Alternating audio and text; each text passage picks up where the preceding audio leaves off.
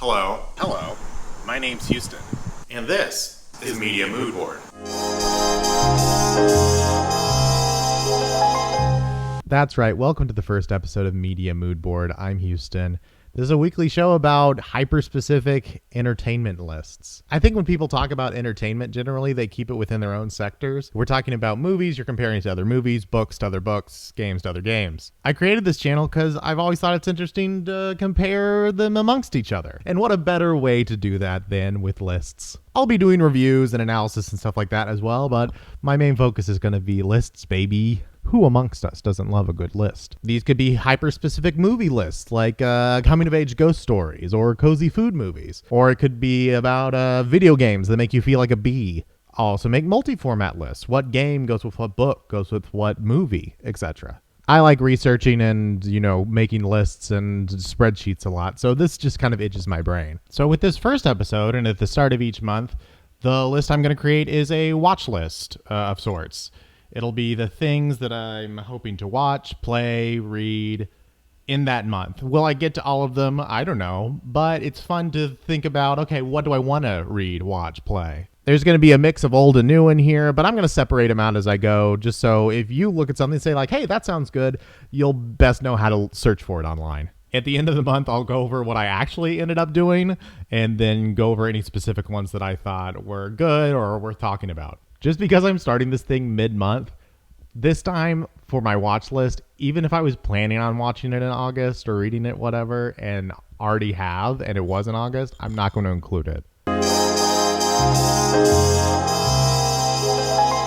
Okay, let's talk about the movies that are in theaters right now. These are all going to be super brief, and for the spoiler averse, I'm just going to be going over what's in the trailer, the background of the movie, the hype. So if you consider those spoilers, though, you're on your own.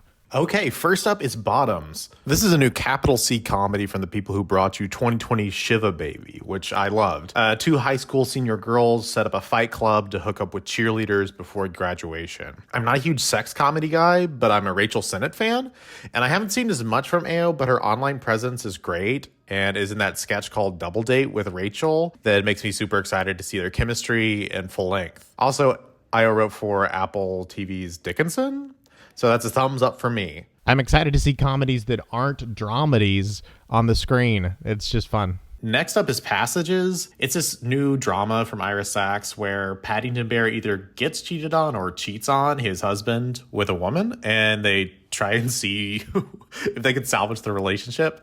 Something like that. It seems complicated, messy, pretty, and squarely adult. And I mean that kind of like in a nourishment way, not necessarily in a sexy way, though it did get hit with an NC-17 rating, which has been kind of contested. So there is like an adult element to it. I'm trying not to look too much into it because it is so plot driven, but it's adults dealing with adult problems. It's getting a lot of good reviews, I'm in. The next one is a documentary. It's called Our Body. So this is a 3-hour documentary entirely set within a Parisian hospital. It's the stories of like the interconnectedness of women told through kind of a fly in the wall perspective on women's healthcare. As you can see on the screen, Frederick Weissman is someone that they kind of compare this to.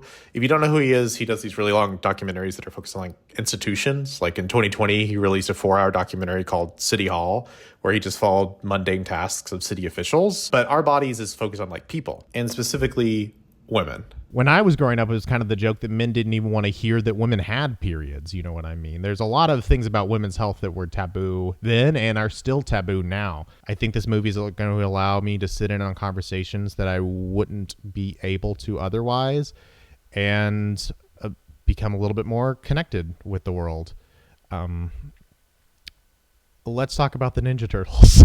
Teenage Mutant Ninja Turtles, Mutant Mayhem. Another animated action movie in the style of Spider-Verse. I know I'm going to get tired of this aesthetic, but I need to see this before that happens. This is an origin story for the Turtles, directed by one of the guys that did The Mitchells vs. the Machines. The Mitchells vs. the Machines felt like Tumblr, the movie, and it was way more visually interesting than it was like anything else, and that's what I'm kind of expecting from this movie too. I love that the Turtles feel like they're actual teenagers in this. That's super fun. When I was a kid, I would always see myself as like a Donatello, but I just took a quiz online and it said I'm a Raphael.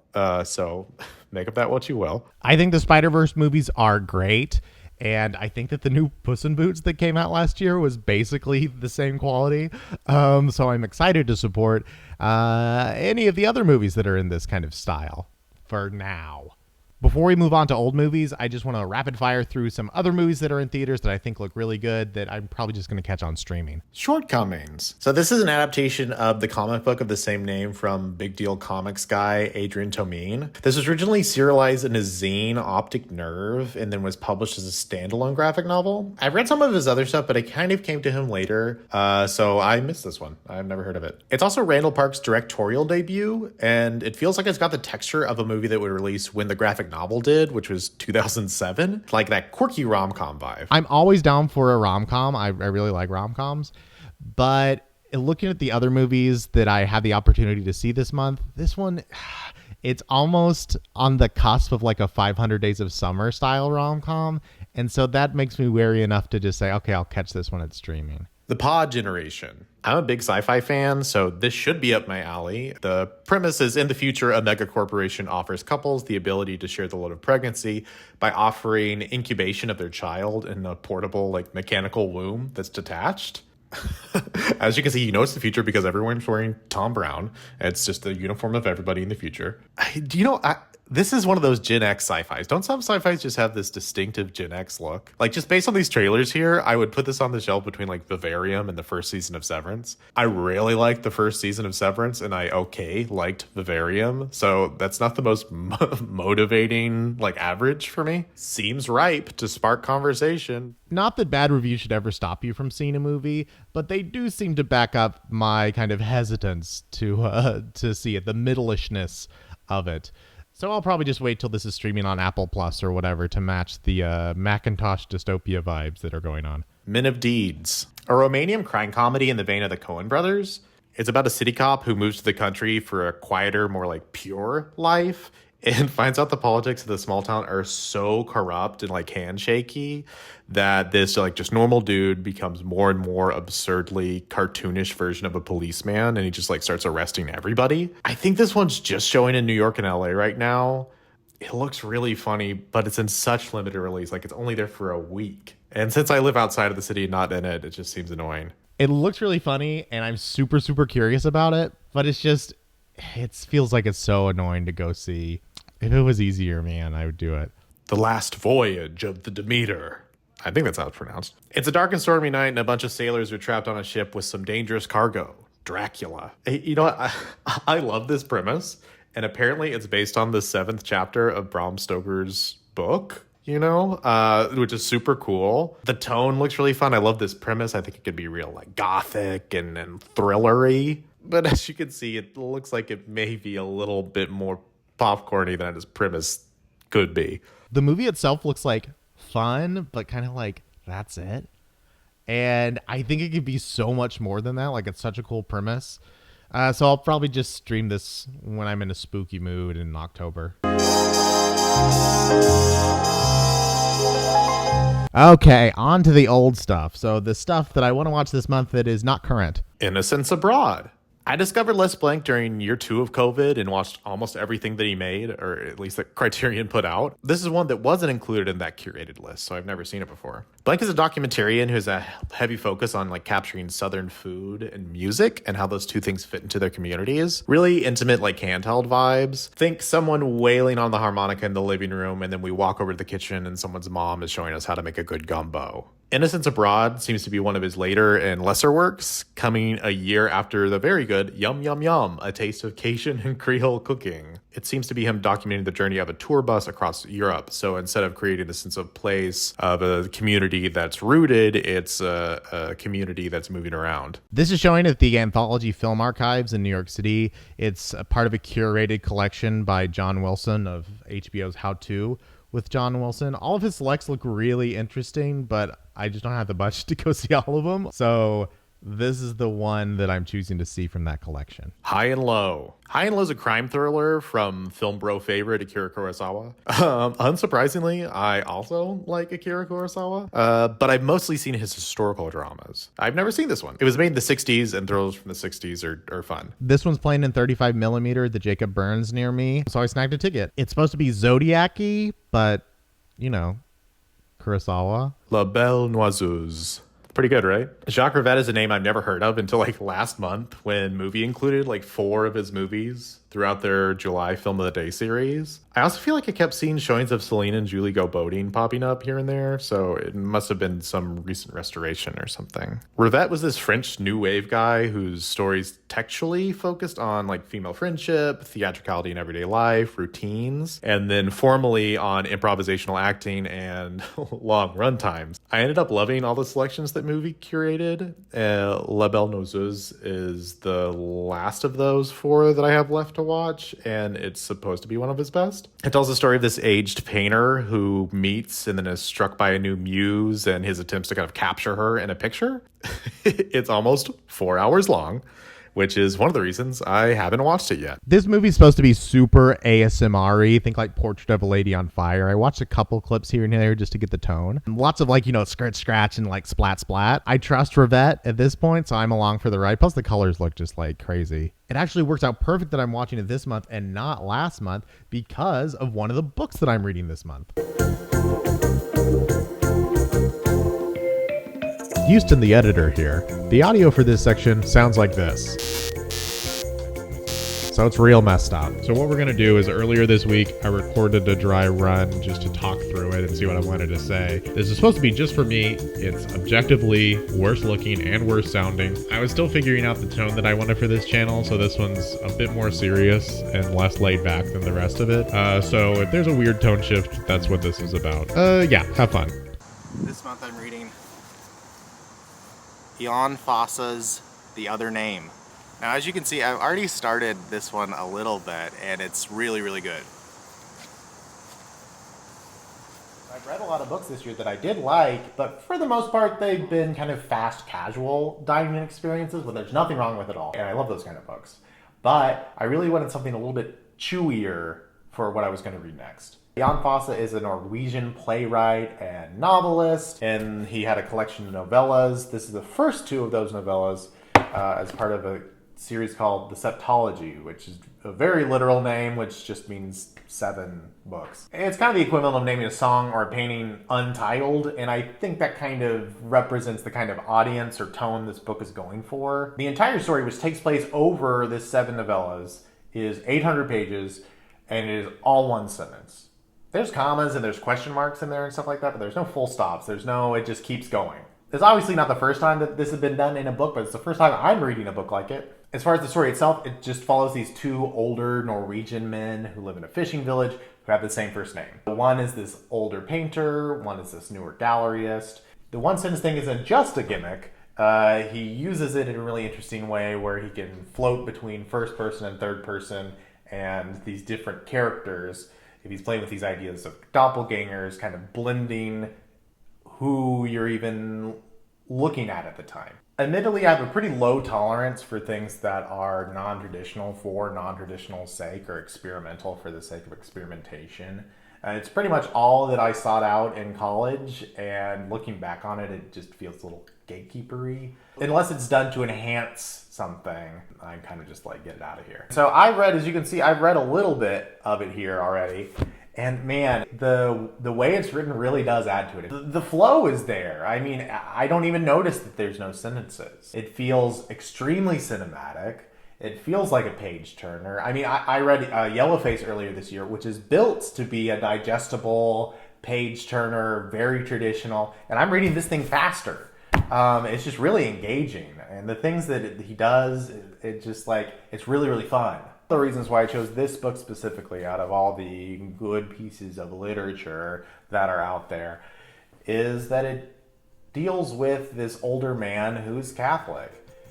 And I feel that, especially for pieces of modern fiction that are regarded in art communities, things that are good faith about religion are not as common. I mean, when I was in college, if you weren't then an atheist, then were you even into art, and did you care about morality? So a modern book of this pedigree that's been longlisted for the Booker Prize, and it looks at religion like this, it's called, some of the reviews are like, it feels primally holy. It feels like a prayer. It's got people engaged in it. I think it's extremely.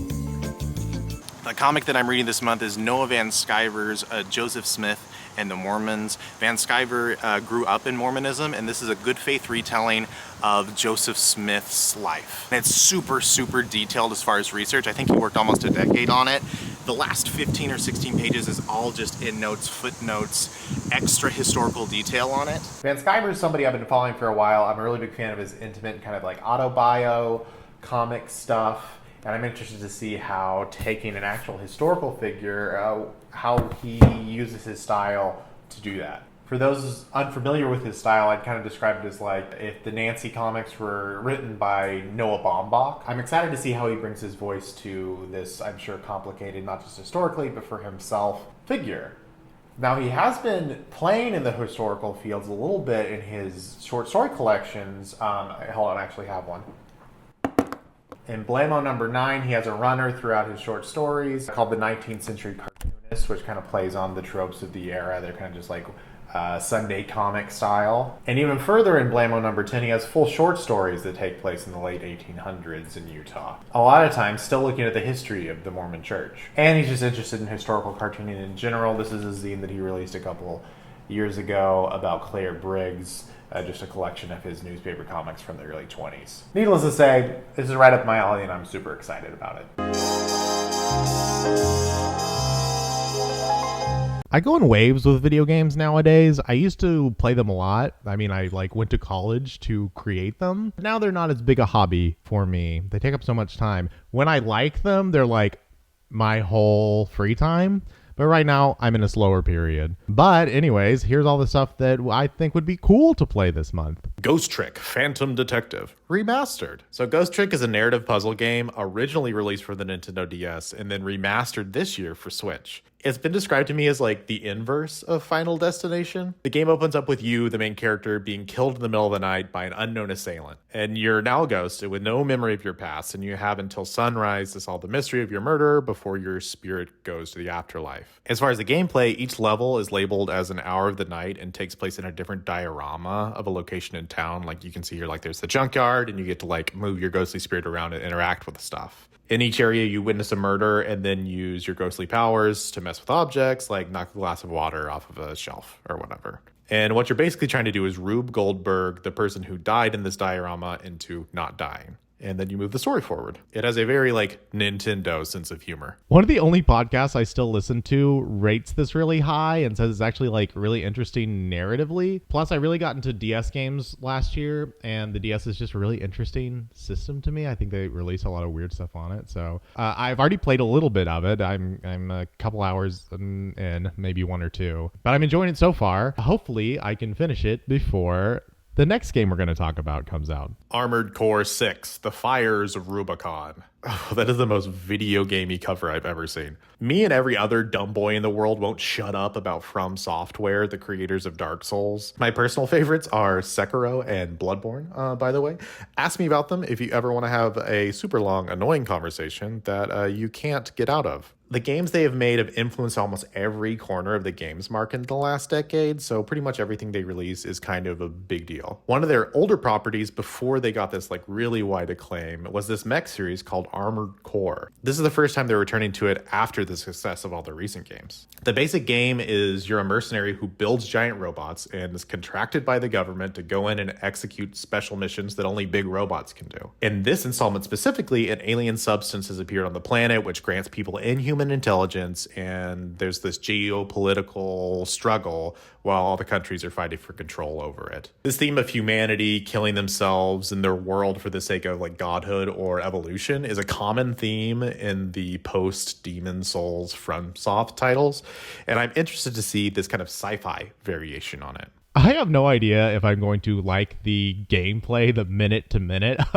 of this very much. I'm not really a mech guy. I think the only one I've put any amount of time into is Rad, that Square game. On the pedigree alone, I'm going to be playing this. I also wanted to just read something that I found that was really funny to talk about how complicated this game is. I found this on GameFAQs, which is this forum for video games.